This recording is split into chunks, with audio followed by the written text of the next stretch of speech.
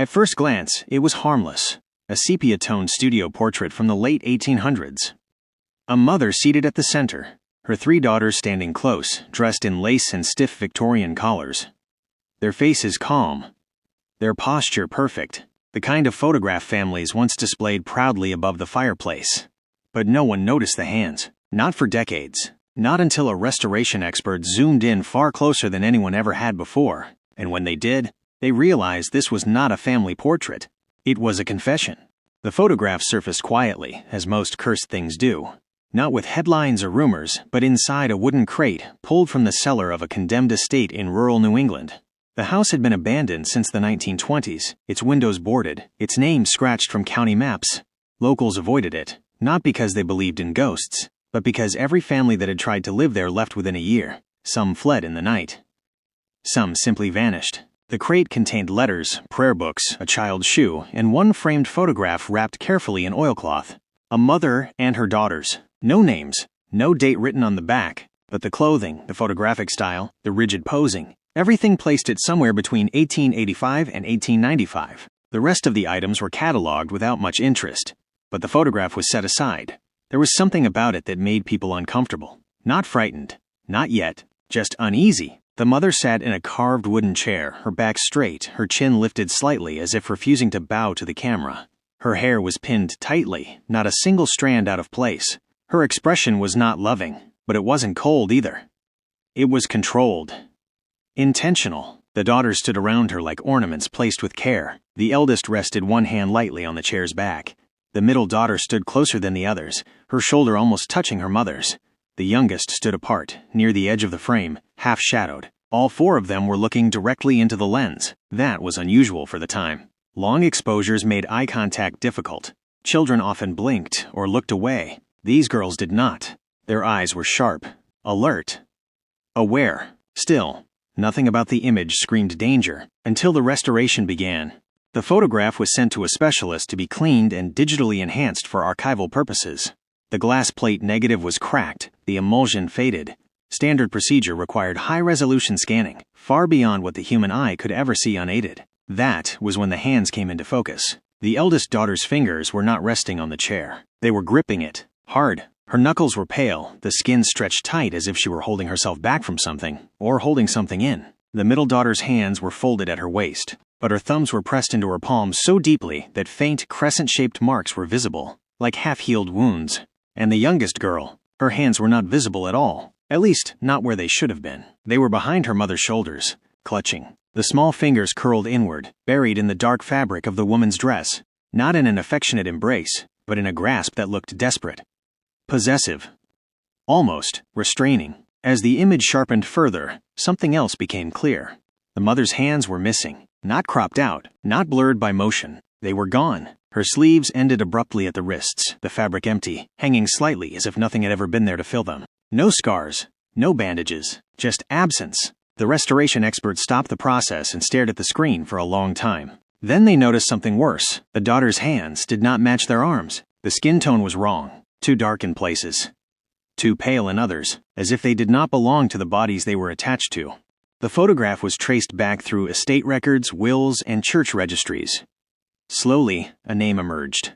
Eleanor Whitcomb, a widow, a respected woman, a devout mother. She had lived in that house with her daughters after her husband's sudden death. No servants, no extended family. Just the 4 of them. According to census records, Eleanor had 4 children. But only 3 daughters appeared in the photograph. The 4th child, a son, was listed as deceased. Cause of death, unknown. Age at death, 7. Buried on the property, no marker, no headstone. The church records offered no comfort.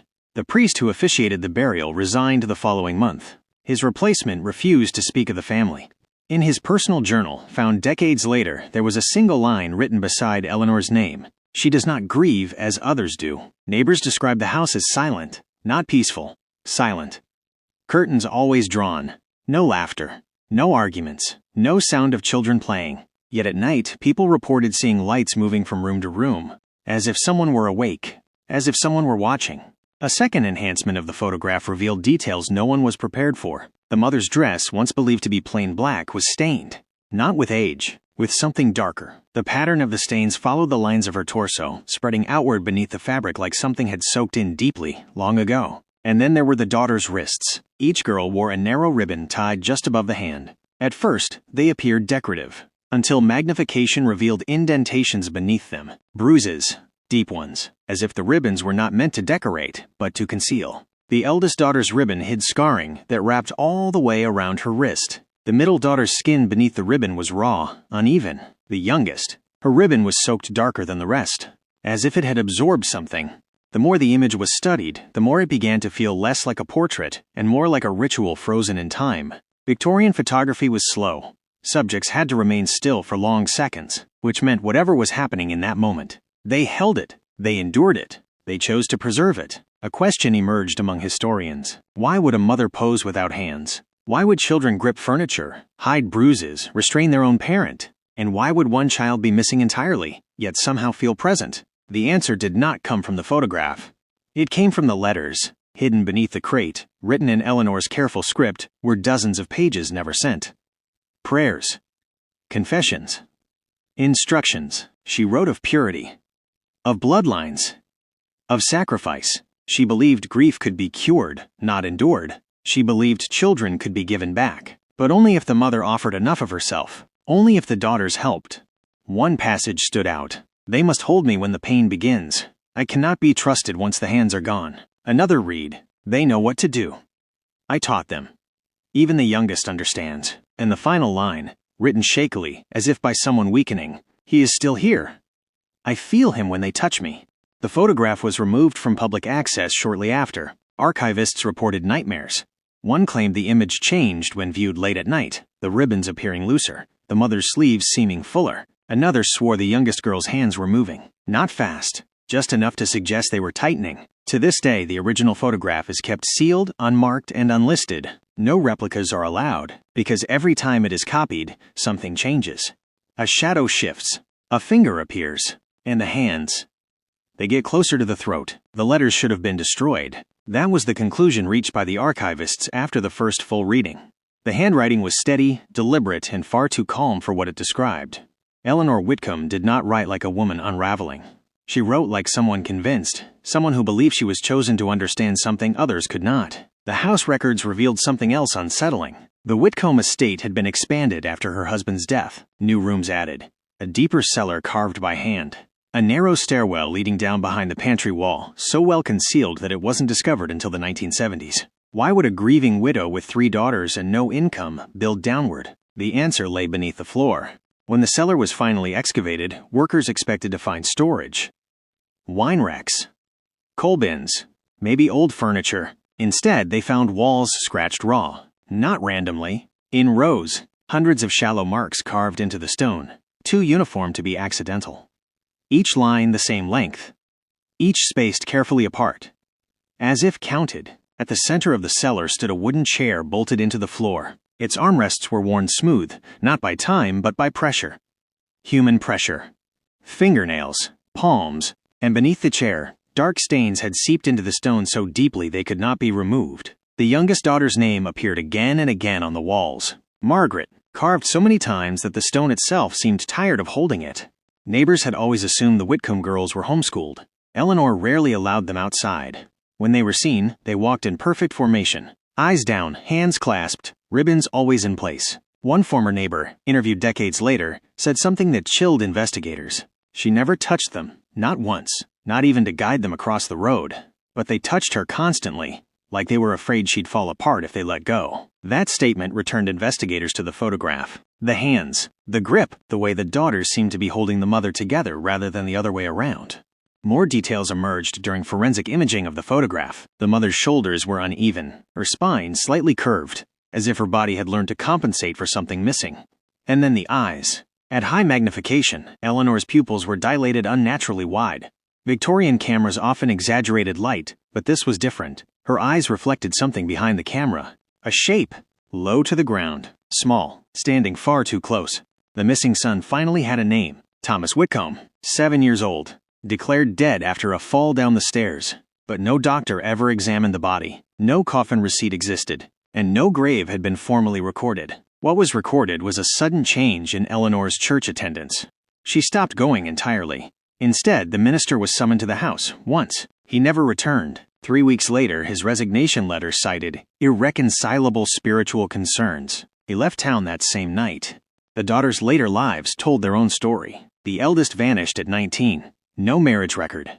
No death certificate. The middle daughter entered a convent, then left after only 6 months. She was admitted to an asylum 2 years later. Her intake notes described compulsive hand-washing and a repeated phrase spoken during episodes of distress.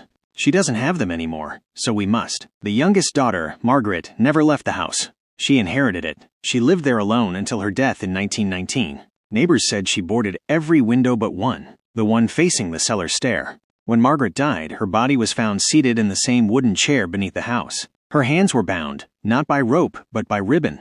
Black ribbon, tied tight. Her fingers were broken, as if she had tried to pry herself free. On the wall in front of her, one final word had been carved deep into the stone: Mother.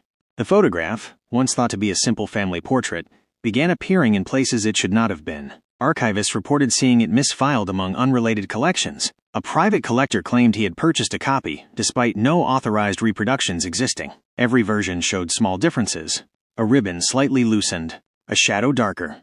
And in one version, the mother's sleeves were no longer empty. Something was beginning to fill them.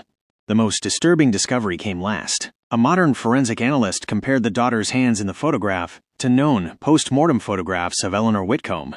The proportions matched. The bone structure, the knuckles, the scars. The hands gripping the chair did not belong to the daughters. They belonged to the mother, separated, redistributed, held in place by those who loved her most, or feared her most. Because Eleanor Whitcomb did not lose her hands to illness, she gave them up, and whatever took them, it did not leave with them. The house did not rot the way abandoned houses usually do. Wood does not warp evenly after decades of neglect. Floors sag, roofs collapse, mold creeps where water lingers. But the Whitcomb house resisted decay in a way that unsettled preservation experts. The beams were intact, the foundation uncracked. Even the cellar, where moisture should have eaten the stone, remained unnaturally dry, as if something below demanded stability. The final journal was discovered behind a false wall in the upstairs sewing room. It was not Eleanor's handwriting. It belonged to all 3 daughters. Different hands. Different pressures. Different rhythms. Yet the words flowed as one voice, written over years, sometimes switching mid-sentence without warning. They did not write dates. They wrote instructions. Mother taught us the rule of holding. If you grip too softly, it listens. If you grip too tightly, it remembers. Balance keeps it asleep.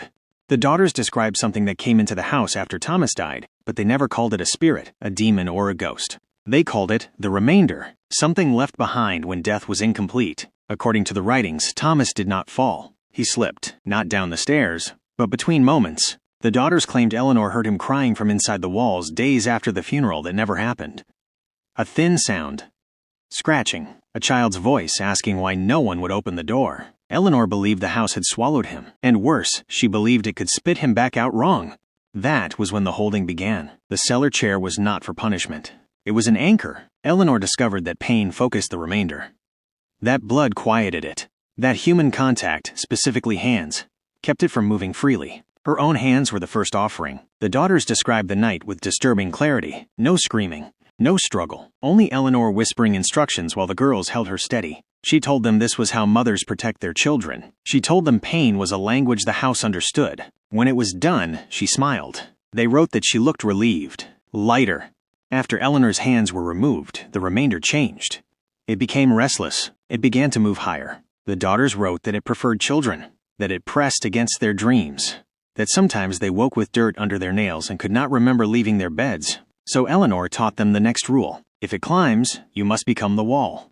That was why the photograph was taken. The act of documentation mattered. According to Eleanor, cameras trapped truth the way jars trapped air. The photograph was meant to seal the remainder inside a moment, fixing it in place.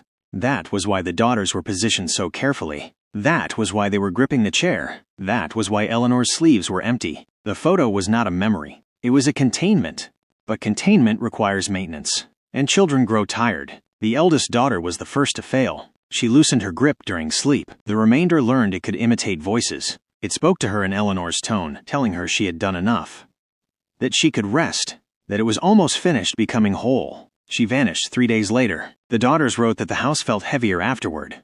The middle daughter broke next. She tried to pray. That was when the scratching returned, louder than ever. She carved crosses into the walls, but the remainder twisted them into shapes she could no longer look at. Her hands bled constantly. The doctor said it was nerves. The asylum notes recorded something else. She believes her palms are doors. Margaret was the last, the strongest, or the most obedient. She understood the rule better than the others. If you are alone, it must be fed structure. She boarded the windows. She sealed the doors. She returned to the cellar chair, and she did what her mother had done. When Margaret died, the remainder did not escape. It transferred. The journal's final page was written in ink so dark it soaked through the paper. Hands forget. Pictures do not. That explains why the photograph does not stay still, why it appears in archives unrequested, why copies differ, why the sleeves are filling. The remainder is rebuilding itself, piece by piece, memory by memory, grip by grip. And if you have seen the photograph, really seen it, then something else matters. Check the hands. If the fingers look longer than before, if the grip seems tighter, then the remainder has found a new wall, and it is practicing how to hold. The first modern incident was dismissed as coincidence. A graduate student working in the State Archive complained of numbness in her fingers after cataloging the Whitcomb photograph for several hours. She assumed it was poor circulation from the cold storage room. The sensation faded by morning. Then it happened again. And again, always after prolonged exposure to the image, always in the hands. Within 6 months, 4 separate staff members reported similar symptoms: tingling palms, stiffness in the joints, an overwhelming urge to clench their fists without realizing they were doing it. One archivist woke in the middle of the night with her fingers curled so tightly into her palms that her nails broke skin. She said she dreamed of holding something heavy, something that pushed back. The photograph was sent for restoration. That decision would later be called the single greatest mistake the department ever made. The restoration lab photographed every stage of the process. High-resolution scans, infrared imaging, chemical analysis of the emulsion. They expected to find tampering, double exposure, maybe a trick of shadow and light. Instead, they found layering, not visual layering. Temporal layering. The image appeared to contain multiple moments pressed into one surface. Slight variations in the position of the hands. Micro shifts in the daughter's posture. Faint ghost images of fingers that didn't quite align with bone, as if the photograph had been exposed more than once. Across different years, the lead technician stopped the process after something changed. She noticed that the empty sleeves no longer looked empty. At extreme magnification, the fabric bulged inward slightly, subtle but unmistakable, as if something pressed from inside, testing the limits of the cloth. She marked it as distortion due to age. That night, she dreamed of fabric tightening around her wrists. The lab's security footage captured the next event. At 2:17 a.m., the photograph shifted inside its frame. Not fell. Not slid. Shifted. The glass did not crack. The mount remained intact. But the image inside rotated less than a degree, just enough to alter the alignment of the hands. When staff returned in the morning, the technician refused to enter the room. She stood in the doorway, staring. She said the fingers were no longer touching the chair. They were gripping each other. Psychological evaluations were ordered. Stress, suggestibility, pattern recognition gone too far. Then, the gloves began appearing. Plain cotton archival gloves, used to handle delicate materials, began turning up, tied together. Not knotted, looped. Sleeves turned inside out, placed carefully on desks, chairs, door handles. No fingerprints. No explanation. One junior researcher tried to destroy her copy of the image. She printed it for her thesis. She said she couldn't sleep while it existed. She fed it into a shredder. The machine jammed. When she opened it, the paper was intact, creased, bent, but uncut. Her hands were bleeding. She had no memory of reaching inside. The final incident ended the investigation. A visiting historian requested access to the original photograph, insisting on a private viewing. Against protocol, the request was granted under supervision. He stared at the image for nearly 20 minutes. Did not blink. Did not move. When the archivist tried to intervene, he spoke without looking away. "She's almost finished," he said. "Can't you feel it?" He collapsed moments later. Doctors found no stroke, no seizure, no cardiac event, but his hands were locked closed. Rigid, muscles seized as if holding immense weight. It took 6 people to pry his fingers apart, and when they did, his palms were marked with shallow, parallel lines. Rose, evenly spaced, as if he'd been gripping stone. The photograph was sealed, locked inside a climate-controlled evidence room. No further access allowed. Officially, the case ended there.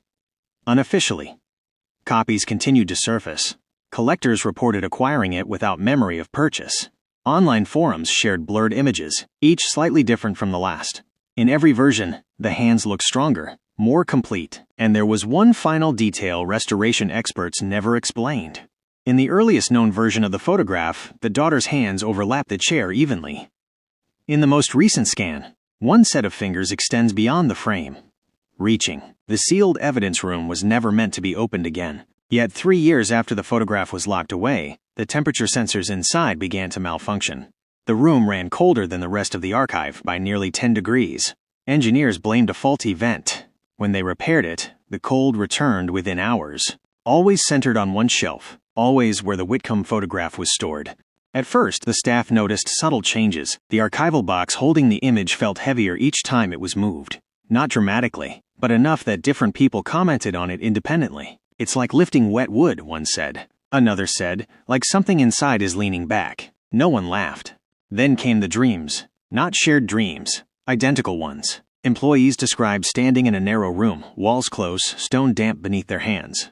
A wooden chair sat at the center. Someone was sitting in it, but they could never see the face. Only the arms, sleeves stretched tight, fingers flexing, testing strength. And a voice, soft, maternal, patient, repeating the same instruction. "Hold long enough, and I'll finish myself."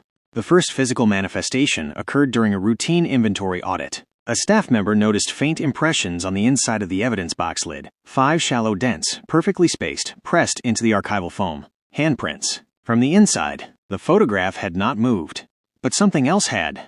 Independent researchers began contacting the archive. They claimed the image appeared in their work without explanation, embedded in unrelated collections, slipped into scanned batches, appearing briefly on screens before vanishing. Each time, the same report followed. Hands aching, fingers stiff, an urge to grip something solid.